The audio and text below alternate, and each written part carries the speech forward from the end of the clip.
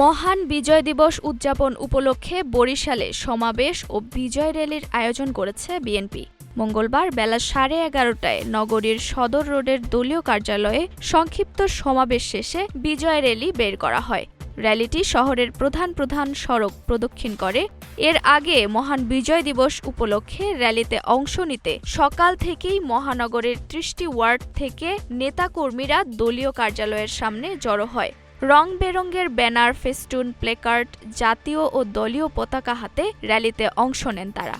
এতে প্রধান অতিথি ছিলেন বিএনপি চেয়ারপারসনের উপদেষ্টা ও বরিশাল 5 আসনে বিএনপির মনোনীত প্রার্থী অ্যাডভোকেট মজিবুর রহমান সরোয়ার। জীবন অবাক না করলে কে করবে? 28% মিল্ক ফ্যাটের অবাক করার সাথে ফ্রেশ মিল্ক পাউডার। জীবন অবাক করুক প্রতিদিন। এদিকে মহান বিজয় দিবস উদযাপনে বাবুগঞ্জ উপজেলা গণ অধিকার পরিষদের আয়োজনে বর্ণাঢ্য মোটরসাইকেল শোভাযাত্রা করেছে বাবুগঞ্জ মুলাদি গণ অধিকার পরিষদ মনোনীত প্রার্থী HM ফারদিন ইয়ামিন। শোভাযাত্রাটি বাবুগঞ্জের নতুন হাট এলাকা থেকে শুরু হয়ে উপজেলা পরিষদ চত্বরে এসে শেষ হয়। পরে নেতাকর্মীদের বিজয় র্যালি নিয়ে শহীদ বীর সন্তানদের শ্রদ্ধা জানাতে শহীদ বেদিতে পুষ্পমাল্য অর্পণ করেন তিনি।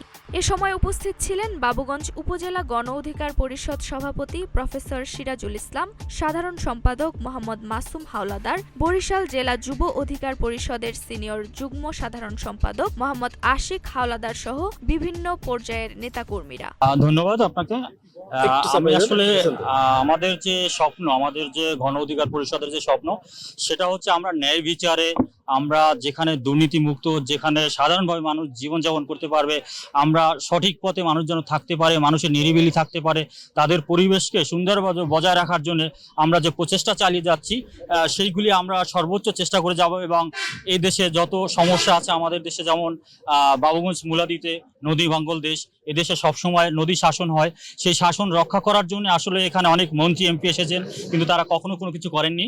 তো ইনশাল্লাহ আমাদের গণ অধিকার পরিষদের পক্ষ থেকে যদি আমরা ক্ষমতা এসে পড়ি, ইনশাল্লাহ আমরা এই কাজগুলি অতি স্থায়ীভাবে আমরা সবকিছু কাজ সম্পূর্ণভাবে করব। আসলে নতুন বাংলাদেশ করার জন্য আমাদের প্রজন্ম, জনাব আমাদের ছাত্র নেতা গণনেতা নুরুল হক নূর ভাই, তিনি আমাদেরকে সবসময় এইভাবে অনুপ্রেরণা করেন এবং আমরা সমাজের এই সমাজকে আমরা রোল মডেল করার জন্য আমরা মানে একত্রবদ্ধ করে সবাই একসাথে মিলে আমরা যেই চিন্তা ভাবনা করছি স্বপ্নকে বাস্তবায়নের জন্য আমরা ইনশাল্লাহ এগিয়ে যাব।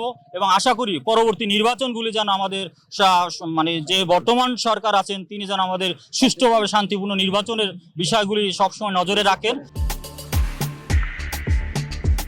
নুসরাত জাহান জেরিন, নাগরিক প্রতিদিন।